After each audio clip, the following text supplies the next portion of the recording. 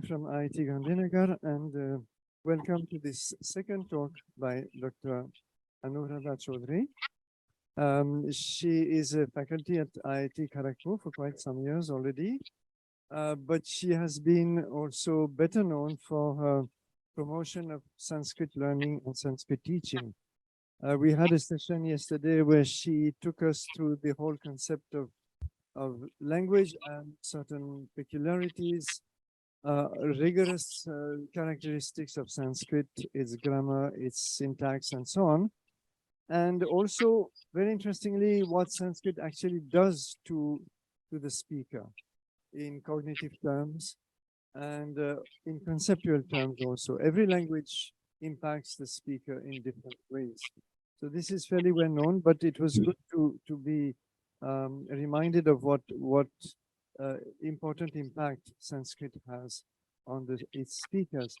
I think today she's planning to say more on her experience as a teacher of Sanskrit, the kind of challenges as well as rewards she has encountered, and her experience more particularly in teaching Sanskrit, not in the regular academic way that many of you may have experienced at school or higher, but as a spoken language, which is apparently a sort of contradiction in terms because there is no evidence that Sanskrit was actually a spoken language in ancient India. The Prakrits were spoken language. Some of them were pretty close to Sanskrit, but still substantially different. So there is no direct, let us say, conclusive final evidence that Sanskrit was ever a language spoken by the masses, let us say.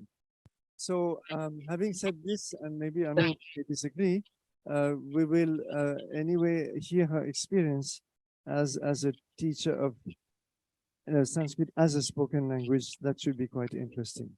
Thank you, Anu, and the floor is yours. Thank you very much, Michelle, for this kind introduction and also just giving a summary of what happened yesterday. I would like to again just start with a small invocation and then continue. Om Shri Guru Bhyo Namaha Harihi Om Om Gananaam Tva Ganapati Gum Havamahe Kavim Kavinam Upamashravasthavam Jyeshtarajam Brahmanam Brahmanaspata Anashrinvannuti Visida Sadhanam Om Shri Mahaganapataye Namaha.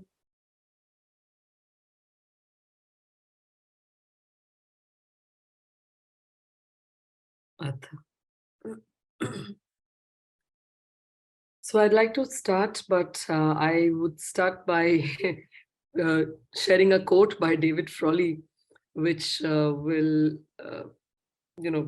put a different position to what Michelle just said about the spoken Sanskrit part of it. So he says here, that Sanskrit is the oldest and most continually used language in the world. By the most conservative accounts, it has been used continuously since 1500 BC. By more liberal accounts, it was in use before 6000 BC. A classical Sanskrit follows the same basic patterns since the time of Panini, who probably lived around the time of Buddha. It has the largest literature of any language, along with the sacred literature of two of the world's greatest religions, Hinduism and Buddhism. It possesses a larger group of works on spirituality, metaphysics, and mythology than any other language. It has an extensive literature of poetry, drama, and philosophy, though much of it has been lost in time. I realize that when he's saying that it has been the oldest and most continually used language, it doesn't necessarily indicate a spoken language.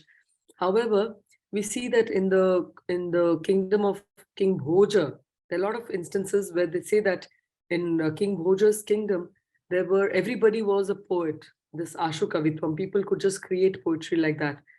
So there is the story of a person who goes, a messenger from another city visits, and when he's in the court, he tells the king that, I've heard that this is a feature of the people of your kingdom. Can you tell us? I'd like you to demonstrate this. So the king sends his minister out and finds a weaver, far off weaver, and he calls him and he says, now create a verse. I don't remember the entire verse, but I remember this much where he says, kavyam karomi nahi charu taram karomi. So he says, I can make poetry, but it's not so beautiful. And then he says, if I have a little more time, I can do a more eloquent job of what I have to, this poem that I have to create. But then at the end, he has this brilliant final line where he says, Kavayami Vayami Yami. He takes permission from the minister and this from the king and the visitor. And he says, Kavyam Kavayami Vayami Yami. So Kavayami means I create poetry. Vayami is I'm a weaver, I weave. And Yami is I have to leave.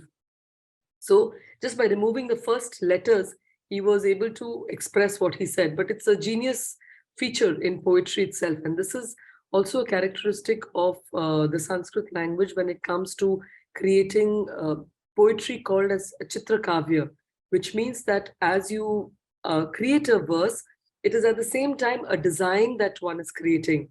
So there are several cases to, in my opinion, establish that this was indeed a language that was also spoken, because a lot of the vocabulary that we find is not necessarily a vocabulary that has emerged from literature alone. There's a lot of vocabulary that has to do with very common day-to-day dealings that was there. So farmers' language, I mean, there's a very, very rich vocabulary of applied Sanskrit that is there. And in the parampara of scholars, we see that a lot of the discussions around grammar, etc., could only happen, not just in grammar, in philosophy as well. The discussions that took place are much more easily conducted in Sanskrit than in a translated language. So unless there was a tradition of a living spoken language, this would not have happened. If it was merely a literary language, this rich exchange and the possibility of evolving newer and newer ways of expressions would not have emerged. So that's my contention, to say that this language was very much in the realm of also a spoken language from the time that this language has evolved and has been in continuous use. And of course, we have a question of whether the Apabrahams, I mean, the Prakrits were more used. Definitely, there was a larger population that was speaking in Prakrits. And that's why in Sanskrit poetry also you see, so if a drama or a literature is any reflection of the way society functions, we see that the kings in the courtroom, the higher echelons of society are using Sanskrit as a language of communication, whereas we have the lesser characters in the play who are talking in Prakrits often. That's a whole different debate about whether, there was a class thing with Sanskrit or not. But considering the fact that, like I said, you've got a very, very rich vocabulary of common Sanskrit, not just the scholastic Sanskrit, can serve as a point to establish that possibly Sanskrit was much more than just a literary language of, just the scholars. So having said that, I will, Michelle, would you like me to address yesterday's questions first and then go on with today's lecture, or would you prefer that I just cover today's? I think, Anu, you should first proceed with your topic for today. We can Yes. all the questions together at the end, and I would invite those online to actually start typing them in the chat box, which will save us time. Okay, thank you. Thank you.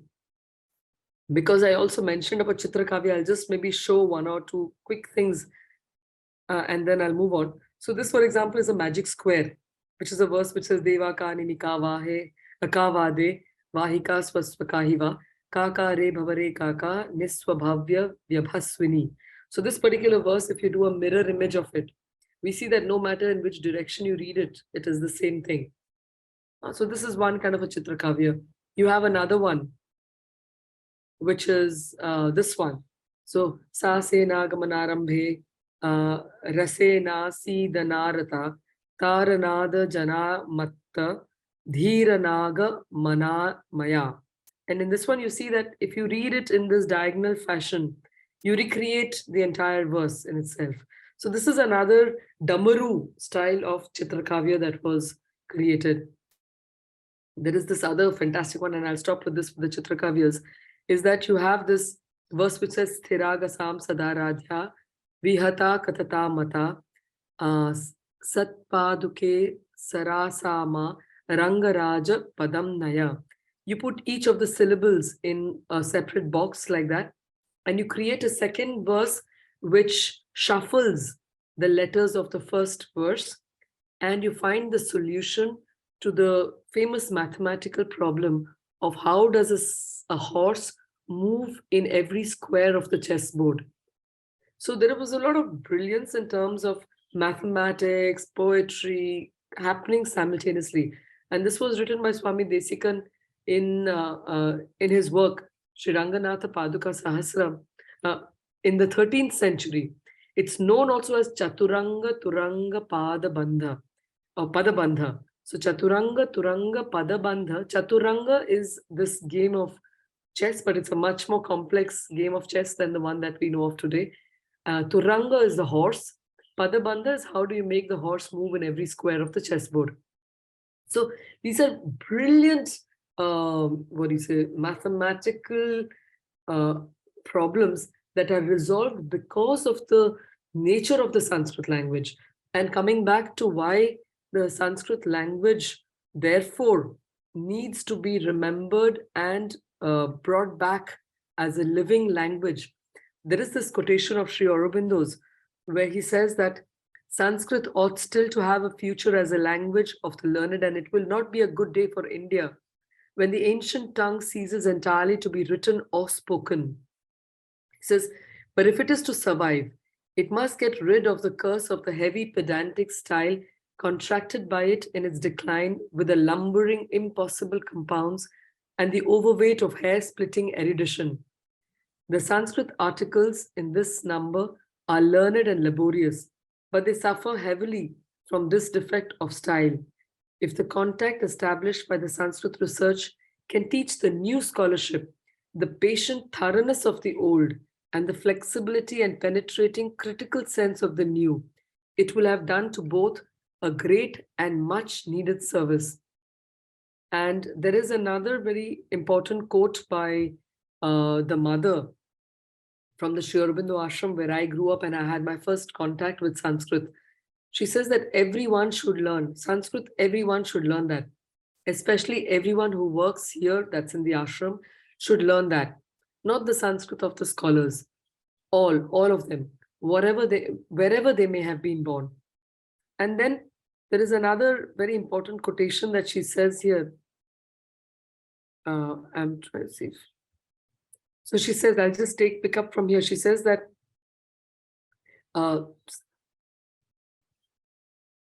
she says, every child born in India should know it. Just as every child born in France has to know French, he does not speak French properly. He does not know it thoroughly, but he has to know French a little. And in all other countries of the world, it is the same thing. He has to know the national language. And then when he learns as many languages as he likes. At the moment, we are still embroiled in quarrels, but this is a very bad atmosphere in which to build anything. I hope that a day will come when it will be possible. So I would like to have a simple Sanskrit taught here. Is a typo there? Where he says, so simple as possible, but not simplified. Simple by going back to its origins, all these sounds. Simple by going back to its origins of all these sounds, the sounds that are the roots of the words which are formed afterwards. I don't know whether you have anyone here who could do that. In fact, I don't know whether there is anyone in India who could do it. Sri Aurobindo knew, but someone who knows Sanskrit can, I don't know. So I just like to share here that I grew up in the Sri Aurobindo Ashram school where Sanskrit was taught as a living language. So because of the importance that both the mother and Sri Aurobindo gave to Sanskrit, they ensured, or they were insistent that the children learn Sanskrit from a very, very young age. And therefore, in kindergarten, the children in the Sri Aurobindo International Center of Education in Pondicherry are taught Sanskrit as well as French. And the reason why French and Sanskrit were taught, one of the reasons being that the mother also recognized that language shapes our mind, shapes our thinking. And therefore, when children are taught languages that are very systematic in their structure, it helps to discipline the mind in order to grasp other knowledge that will come thereafter. So, according to her, the French language, because of its Latin base, is a much more structured language than English is. Similarly, Sanskrit, as we've all seen yesterday, also is a highly complex and yet precisely structured language. So these languages are first taught in the ashram school. And once there is a strong base of Sanskrit and French, then the child is taught their mother tongue as well as the English language. And a child in the ashram school at least has a firm base of these four languages. In later years, they can learn more foreign languages or any other language they might want to learn. So there was an option of Spanish, Italian, German, Portuguese, etc. Now, the thing is that the beauty of the instruction in Pondicherry's Sri Aurobindo Ashram school was that Sanskrit language was taught in Sanskrit itself, which is unfortunately not the case across the schools in India, where Sanskrit is taught through different regional languages. And that is also possible, the reason being that the Sanskrit language as such has lost its living quality in society in general, at large. There is an idea that, not just an idea, but historically also, it is said that when the British discovered that one of the reasons for the unified strength of the morale of the Indian people was their connection with their knowledge base, which was primarily in the Sanskrit language. So they decided that in order to break the civilizational backbone, the destruction of the language would play a very important role. Like in many other colonized places, one of the fastest ways to deconstruct a society, to disintegrate a society, is to undo the linguistic unity that binds people. So they put in special efforts to ensure that a lot of the Sanskrit Pathashalas, so there was something like, in a place like Kumbakonam, there was something like over 3,000 Sanskrit Pathashalas that were there, a lot of which were teaching Sanskrit. So a lot of those were shut down. The rules around the Sanskrit language were changed, the Sanskrit language teaching. So the method of teaching Sanskrit language was changed from being a naturally spoken, naturally communicated question to a naturally communicated language, to a language that was taught first through the grammar and then, if at all, the applicational aspect. So children in our schools today are learning the grammar. So if I talk to anybody, when I say, that I do Sanskrit, the first reaction that I have invariably across age groups is everybody is busy trying to recall all the tables that they learned. Gachati, gachata, gachanti for the verbs, or rama, ramo, ramaha for the nouns. So that's the only unfortunate, vivid recollections that people have around the language, where it was reduced to a grammatical formulation alone. And as we saw yesterday, that if a child is introduced to the grammar alone, then, without any applicational reference, then it becomes extremely tedious and dry and meaningless to invest time and energy to acquire more familiarity with this language, because language learning is an investment. And this is something that is also very important to recognize. Two things in my experience. One is that language learning plays an important role in shaping the mind. And the second is, in terms of investment, it is an important investment of one's time. And if there is no applied context, if there is no utilitarian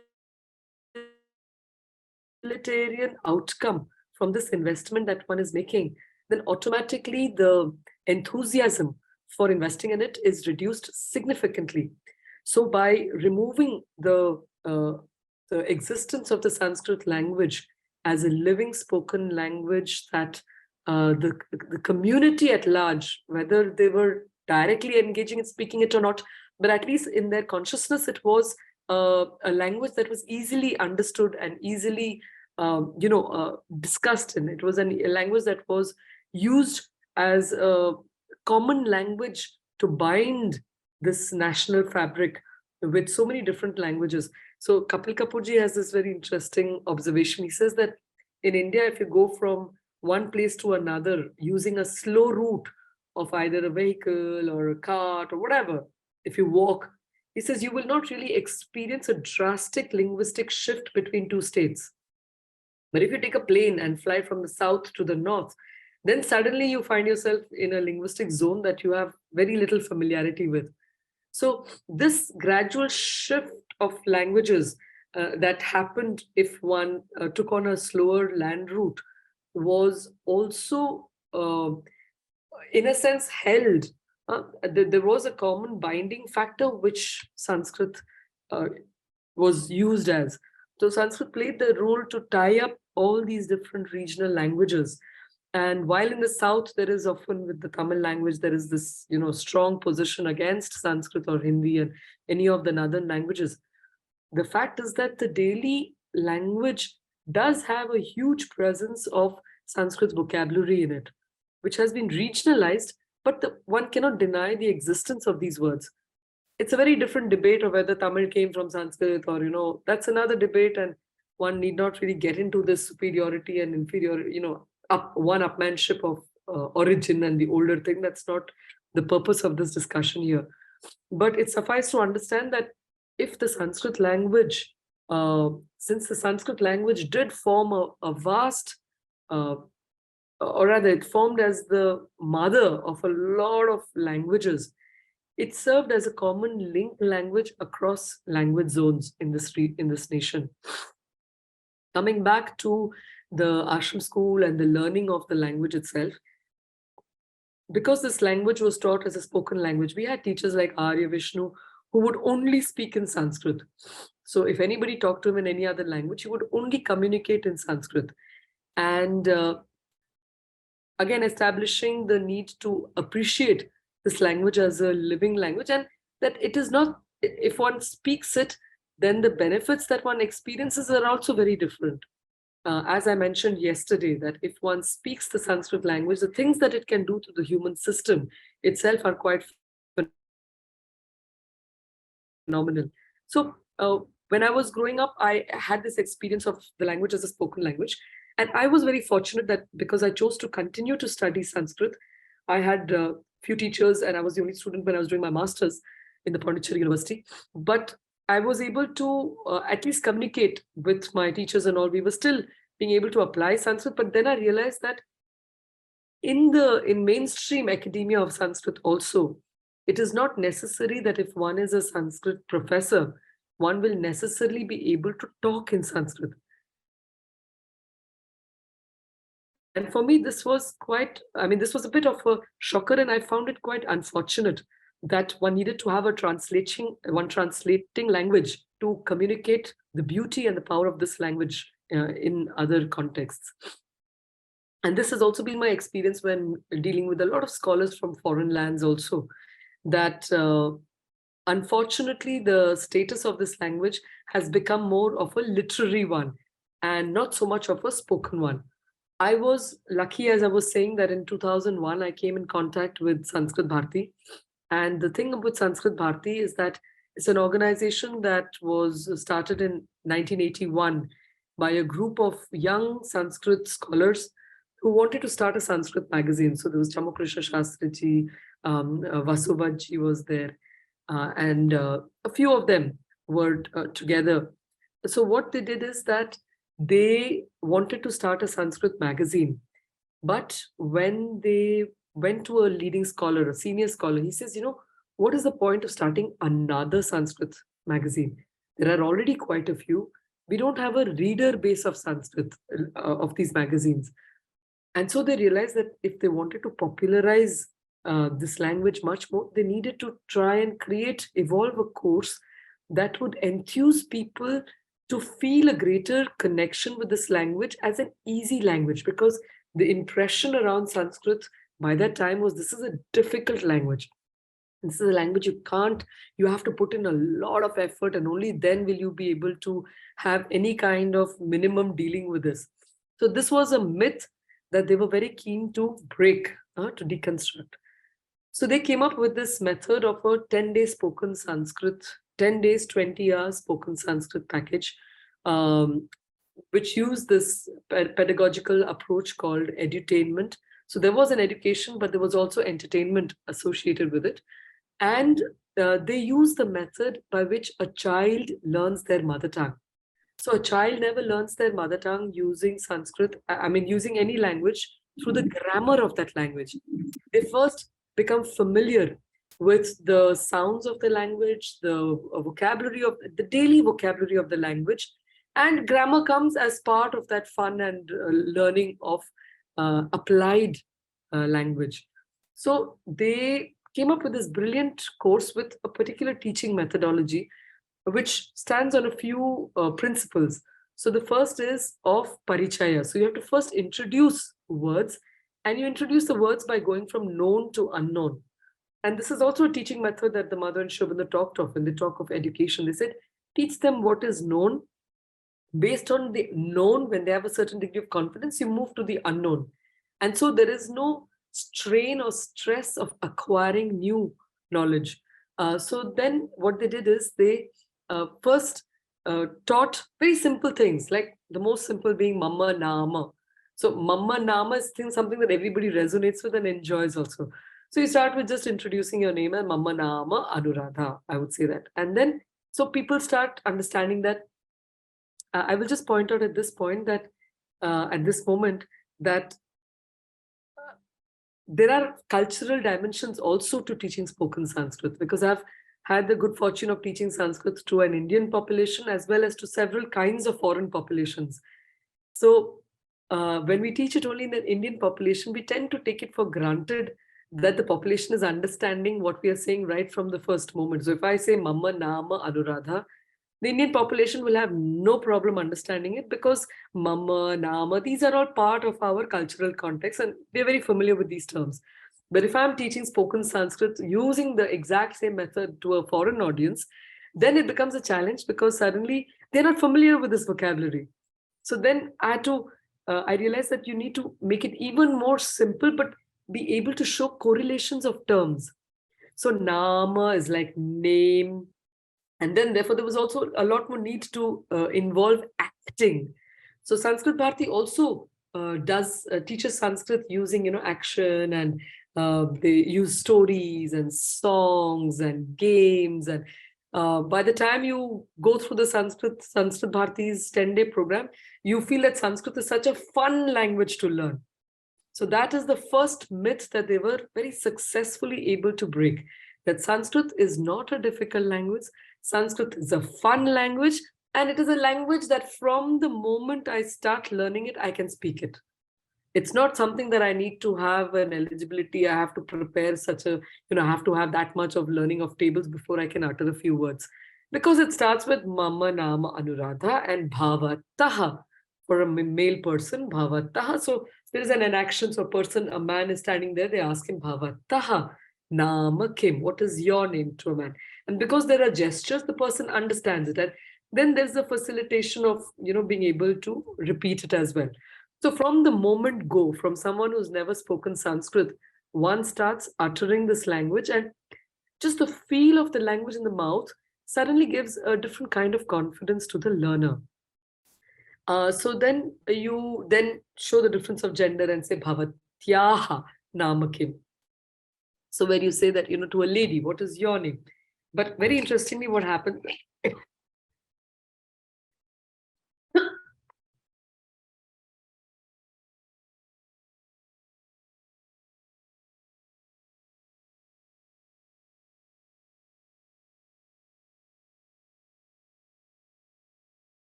Sorry.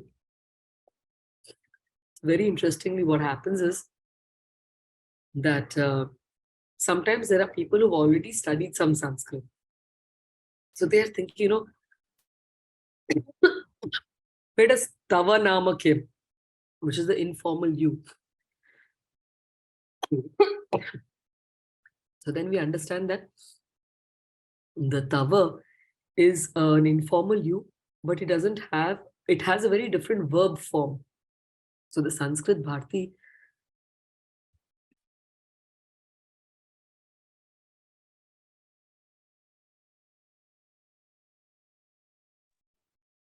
sorry. So Sanskrit Bharti evolved a particular, or rather they selected a certain part of the Sanskrit grammar that would allow a user with that minimum of time to have maximum application.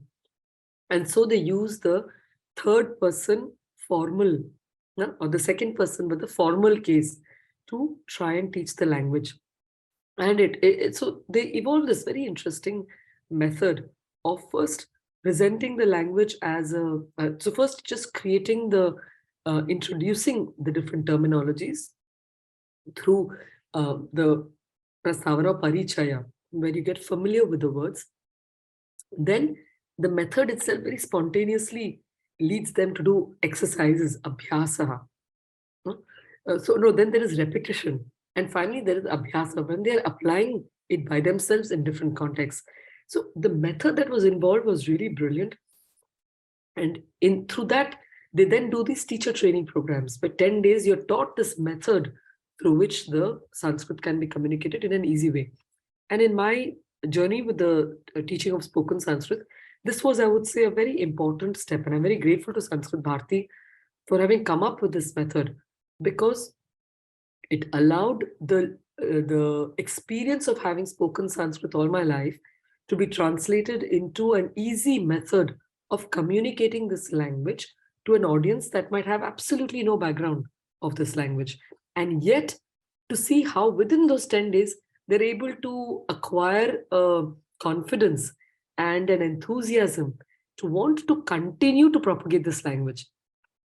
I mean, both my parents also did it because of my passion with the Sanskrit language. Both my parents, a lot of my friends also took up this journey of Sanskrit. And the beauty, the speed with which this happens is that within those 10 days, they're able to put up small plays, very simple plays, but small plays where they are showing the application of spoken Sanskrit. And you see that to be able to already write a small story, to be able to do a small play in Sanskrit just within 10 days, 20 hours, is a tremendous factor of enthusiasm for a learner of the language, especially considering the barrier that Sanskrit is a very difficult language. It's only the scholars who can read it. So Sanskrit Bharti's approach was a very important step in my own career as a teacher of spoken Sanskrit, to recognize the value of not wanting to give everything. What the mother says, you don't have to give that pedantic, that scholarly Sanskrit, but give it in a simple manner so that people can feel a connection with this language first. And I have honestly seen people, 10 days they do spoken Sanskrit. The next 10 days, they're attending a teacher training camp. The next 10 days, they're literally teaching the language. That is the pace of success that this method has achieved. And one has to admit that it's not that all these people will, with just this little background, will be speaking perfect Sanskrit. Not at all. But the range in which they are required to function, and the repeated experience of presenting the same thing again and again, and getting exposed to newer dimensions, because they also are then encouraged to study Sanskrit side by side through courses, through other things. So this allows them to, first and foremost, become part of society, because there is also another dimension of engaging actively with society. And this has led to, I would say, a lot of different kinds of social transformations in different places. I have myself experienced in the course of my teaching of Sanskrit how somebody with very little confidence as a person, just with their acquisition of the ability to speak Sanskrit and then to be able to teach Sanskrit, suddenly becomes a person with a very different level of self-confidence. And this is something that Swami Vivekananda actually talks about. He says that you of the lower castes, I tell you, why do you not study Sanskrit? Why do you not spend millions to spread Sanskrit education to all castes of India? That is the one question. He says, when you speak Sanskrit, then you're equal to the Brahman. I'm now paraphrasing it a little bit. He says, you become equal to the Brahmana. And Sanskrit and prestige go together in this country. Once the very sounds of the Sanskrit language have the power to give a strength and a prestige to the people who speak it. And why do you not? Then at the end, he says that this is the one secret. Take that up. Huh? And so this idea that this language and the teaching of this language as a spoken language actually serves to empower the people who are learning it is something that I have witnessed firsthand. So these are the advantages. So in the spoken Sanskrit thing, one finds that the methodology of teaching spoken Sanskrit is important. In the Sri Aurobindo ashram itself, there are teachers who have tried to do it. So there is Dr. Narendra, who has evolved his own method of presenting Sanskrit grammar through songs, through certain patterns. He uses the cognitive mind to create patterns of the grammar, and he tries to convey it through songs. So very fascinatingly, when I was talking of, the presentation of Sanskrit as a spoken language to an Indian crowd, or to a Western audience, or to a non-Indian audience, I have found that when one teaches the Sanskrit Bharati has been extremely effective, not just in teaching it in India, but across the world, but primarily so across the world to the Indian diaspora around the world has greatly benefited from the Sanskrit teaching of Sanskrit Bharati. Narendra Arya's method has somehow proven to be very effective with the Irish population and a population which is connected to the School of Practical Science and Practical Economy. No, it's called School of School of Economy and Practical Philosophy. So this particular school was started in England, but they have branches all over the world. And they were told by their Swamiji, who is Shantananda Saraswati, that if you teach Sanskrit to your people, their lives will be pure, simple, and free. So these people, this population, they took up meditation, they take up the study of Sanskrit, and with incredible diligence, they have been learning Sanskrit and teaching it to their schools and children. So when I had the opportunity of going to Ireland, because there is a school called the John Scotus School, which is headed by Rutger Kortenhorst. So Rutger ji was teaching Sanskrit with his teachers and all, but it was still a very dry language because it was using the grammar method of teaching the language.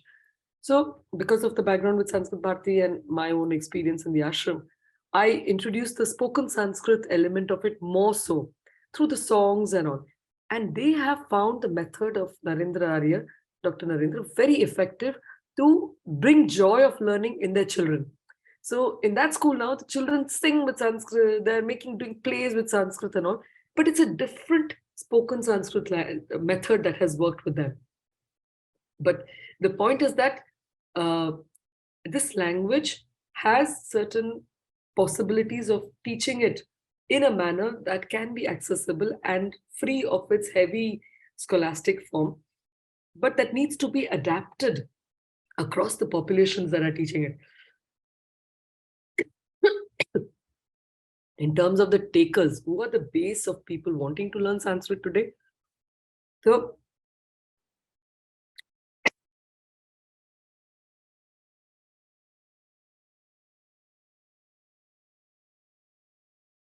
I have found that one of the largest populations that has a direct interest in learning Sanskrit is, of course, the Indian population, because it is a repository of a lot of our knowledge texts, something like 4 to 30 million manuscripts have not been tapped, of which at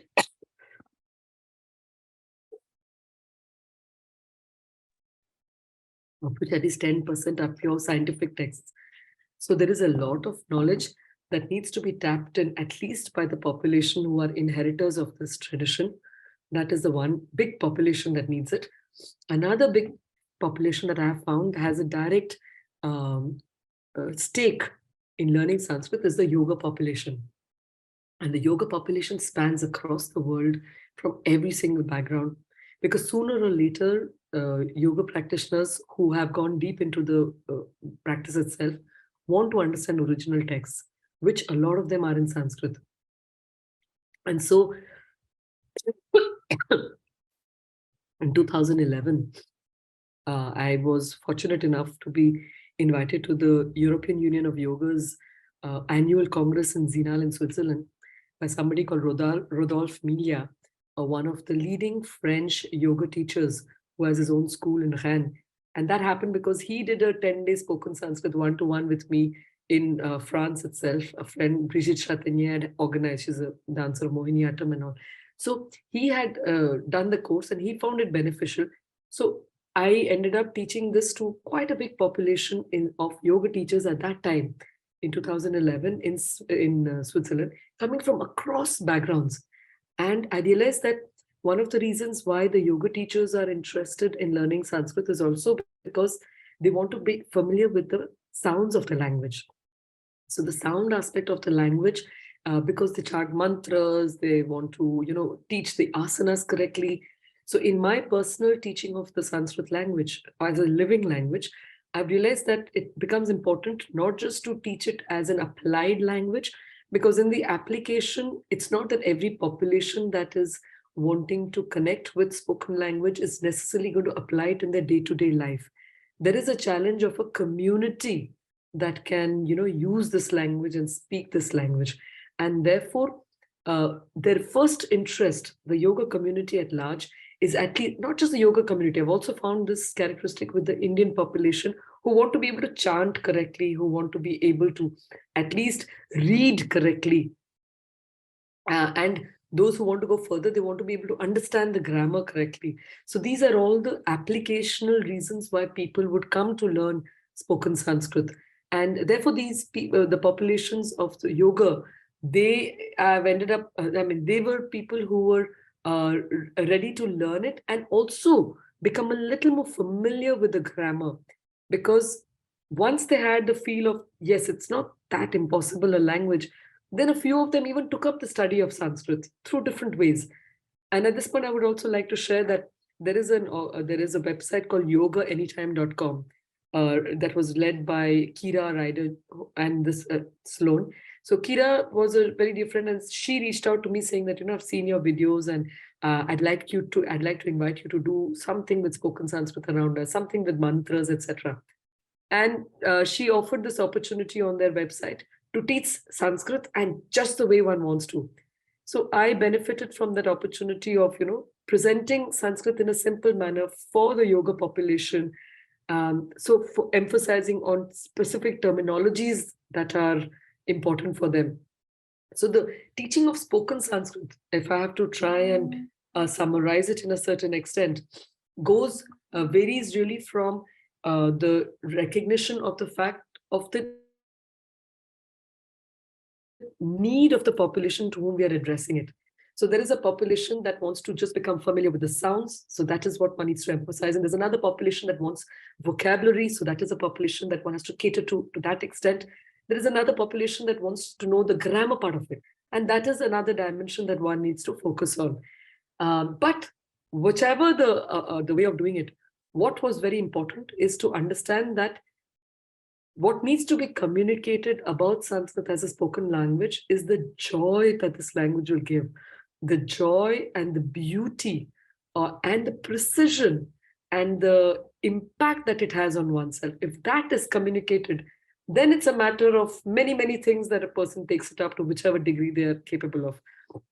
And I'll talk about this in my experience of teaching it at IIT Kharagpur itself. Because in IIT, I've had two big experiences of teaching Sanskrit. One is the course that I conduct on Sanskrit and heritage. So why do children come to study Sanskrit? I mean, I can ask people there, why would an IIT child want to study Sanskrit? There are a few children there. So if I can, students, if I can ask you, if you want to study Sanskrit, why do you think your friends would want to study Sanskrit? Anybody from the group there in the classroom? Why would you want to study Sanskrit?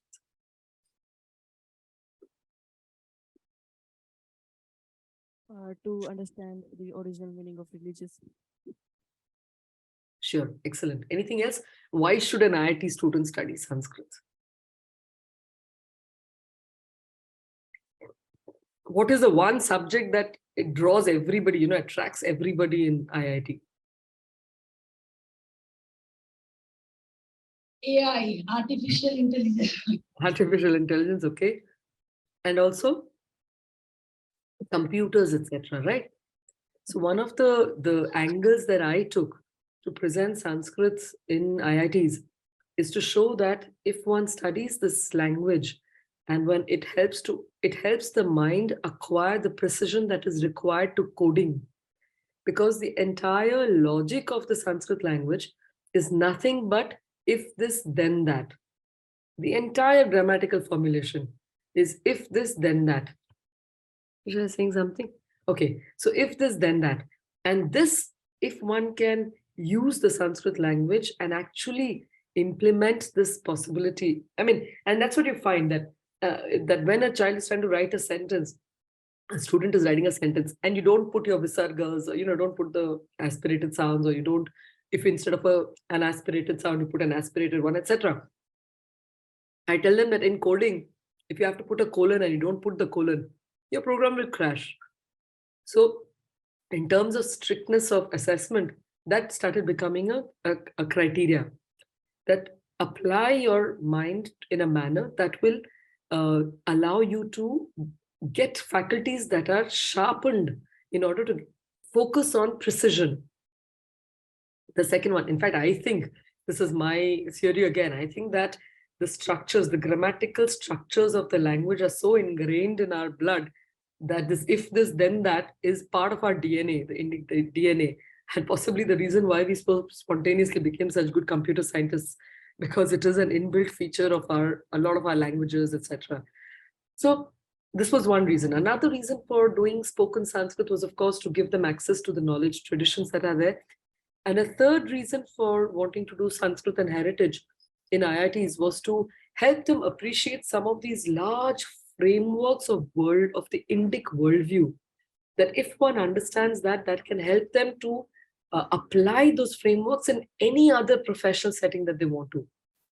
Okay, I'll just give one particular framework here to highlight my point. So the Sanskrit verb, as we saw yesterday, says that every verb has to have two components. There is a fruit and there is a process. Let's take the context of education. Today, what is the fruit of education? To get a job. It's a job getting product. That is the objective of today's education. If that is the product, then what will be the process? You have to ensure the syllabus is completed. You're not really interested to know whether the person has understood or not understood, whether the person has become a better human being or not human being. That is absolutely not the case, so long as they are serving the objective of being able to get a job. A good pay package for an IIT student is the end goal of their whole purpose of going through this education system. I'm saying IIT because that's a system that I'm lately familiar with. But largely that is what everybody is aiming towards, because that has become the fruit of the verb educate. Now, the Indian system, Bharatiya Gyan Parampara, all the Indian systems, that was never ever the fruit of the education. Education had to help, of course, give skills to an individual, but another part of education was to become a better human being, to flourish as a better individual, to have a value system, to have stability in life, to have all of that. That was the goal of educate, the verb educate. And therefore, the process that was involved was a very different process. The emphasis, the relationship of teacher-student, the content that was taught, the way assessments would happen, all of this would be very different because the fruit was different.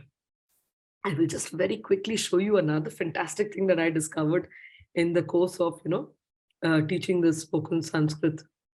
I will show it to you, but just before I show it to you, this was one experience of teaching Sanskrit at a premium institute where people are very focused on what they want to do. So students first joined because they thought, I've already studied Sanskrit, great place to get marks, I'm going to come. But then they realized it's like coding. So if you don't get your codings right with one here and there, you will still end up with 0 because it is not the best. So you can, I leave the rest for you to imagine. But anyway, the point of this is that that was one objective. The second opportunity of doing Sanskrit in IIT Kharagpur was with the online course, the NPTEL courses. And in the NPTEL courses, I did a mixed method of using the Sanskrit Bharati approach of going from known to unknown. But then I realized that the spoken aspect of Sanskrit Bharati is really for the basic level. What does one do after that? How does one continue after that?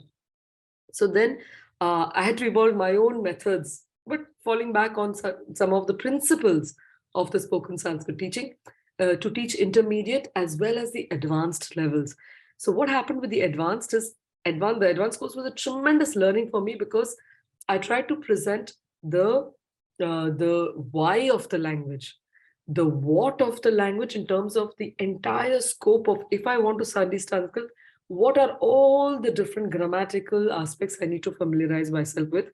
Once I have that, to understand why is this in this particular manner, why is this said in this manner, why is this particular vibhakti used? And in that context, I'd just like to share with you what I found is fascinating in this language here. So it's a whole passage in Sanskrit, but I'll simplify it for you here. So, we have these cases, the vibhaktis.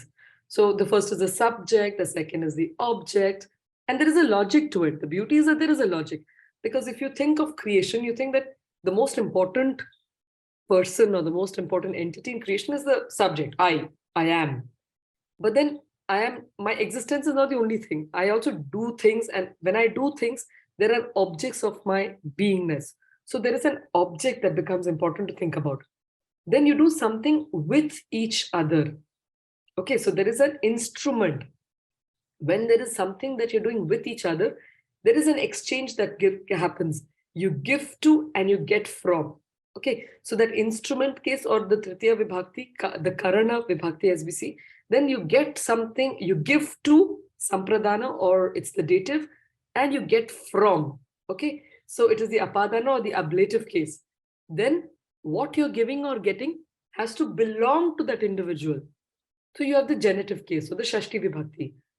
And whatever belongs to you has to be inside or outside of you. And that is your, what do you say? It is your locative one. Okay, Adhikarana. So that is the one. And then the last, you just recognize that that person is there, and it's a Sambodhana or the vocative. So we have all these cases to explain the logic of the language in terms of its formulation. So there is this Karanam, which is the instrument case. So how do they think about it is something that was fascinating. How do they arrive at this one? So they say, when do you say that something will get the third case, or the instrumental case, or the Karanam, Karakam? Sadhakatamam Karanam. Sadhakatamam means that which helps to achieve the result in the best way possible. So then that is what is being explained here. It says Kriya Siddhav, for the achievement of the result. Prakrishtopa Karakam, the most important instrument that will achieve that result, the fruit, Karana Sanjyam Syat iti Sutrartha. So this sutra of Panini is saying that that which is the most important instrument for the realization of the fruit has to be given your instrumental case. Okay, and then this is so it says Yat Swa Vyapara Samanantaram Eva. So after its action, immediately after Samanantaram Eva, Halotpadakam, it gives the fruit of the action. Tat Karanam Iti, that will be the instrumental case. That is the Phalitortha, that is the meaning of the sutra. Now an example. So it says Yatha Ramaha Banena Ravanam Hanti. Ramaha is the subject here. Okay, and you know that by the ending. Banena is the third case. Ravanam is the object, and Hanti is to kill. So Ramaha with the arrow, Ravana kills. That's the order here. Okay. Now, how do they break it up? And when I'm showing you this breakup, I'm just trying to emphasize on the intellectual tradition that was behind every little expression of the Sanskrit language, literally. So it says, Han, what is the verb here? Han, to kill. Han dhatorthaha. Now, han dhator arthaha. What does it mean? So, I'll just ask this to everybody. I know time, but when you say somebody is skilled, what is the fruit that you get? Anybody? What is the? It's a verb. So every verb has to have has to have a result, has to have a fruit. It has to have a process. So what, according to you, is the fruit of to kill? Kill. What do you think? I mean, we take these words for granted. We don't really, think of, what else could there be? Kill. But we don't go to the detail of what really is the fruit out of this. It's a very interesting question in itself. What do you think is the fruit of kill? I'm sorry, it's the wrong verb to be talking about, as a popular verb, but it's just like, what do you think is the It depends whom you are killing. If you no, take no one matter of- whom you kill, the fruit is the same. Finishing his effect, like eliminating his effect and like his dominance power. Existence, Okay, dying out. okay. That can be one. Anybody else? What is the simplest fruit of kill? What is the first thing that happens when somebody's killed?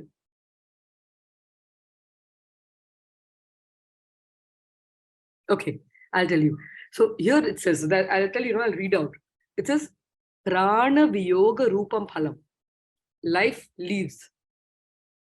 That is the first fruit. Again, life leaves. That is the phalam. Tad anukula kriyacha. So life leaves, and the second part is the process. So whatever the process has to facilitate that fruit. Hanana kriyashraya Ramaha. So who has been responsible for that killing is Ramaha. Therefore, ataha saha karta. There are definitions of that. Who will be the subject? The one because of whom the fruit has been achieved is the subject generally. So that is Rama in this case. Now, who will be the object of this kill? In whom the fruit has been realized. So, prana vyoga rupam phalam ravane asti. The leaving of life, this fruit has been achieved in Ravana, and therefore phalashrayatvat, because that fruit has been in Ravana, Ravana has to be the object. Ravanaha karma.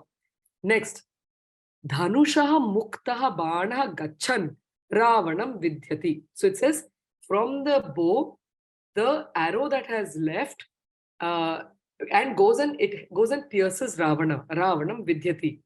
Samanantarameva, immediately after that, prana vyogaha phalam Ravane bhavati. As soon as that arrow enters Ravana, the fruit, which is the prana vyoga or the leaving of prana, is achieved. And then he says, Banasya praveshana vyapara. The movement or the action of the Bana entering Ravana, Samanantarameva, immediately after that, Prana Vyoga Rupam Phalam, the fruit of the life leaving, has been born. That has happened. Ataha Banaha, therefore the arrow, Swavyapara Samanantarameva, after having completed its action, Prana Vyoga Rupam Phalam Phalotpadakaha, it is the giver of the fruit, which is the loss of life. Asti iti banaha karanam. Therefore, the bana will get the karanam, or it will be the instrument. Ataha prakrishtopakarakaam nama swavyapara samanantaram phalotpadakam eva iti jneyam. Long and short of it is that the last part says that therefore the arrow, which as a result of its immediate action gave rise to the fruit, which is the leaving of the life of Ravana, therefore it will be given the third case. Now, this was something that I discovered in great detail behind the logic of every application of the things. So with spoken Sanskrit, of course, it's like the software of the language, where one learns how to use the language. But this software also has this hardware component, which is a very, very thorough, intellectually, supremely rigorous tradition of logic and application. And engaging with spoken Sanskrit becomes an opportunity to sharpen the system in order to acquire that. So because of the NPTEL courses, I have been fortunate that we've been able to build a community of more than about 15,000 people today, possibly, who have studied spoken Sanskrit through the basic, intermediate, and advanced levels. And that has allowed them to at least have some taste of the spoken Sanskrit language. So I think I will stop here. Thank you very much. Namaste.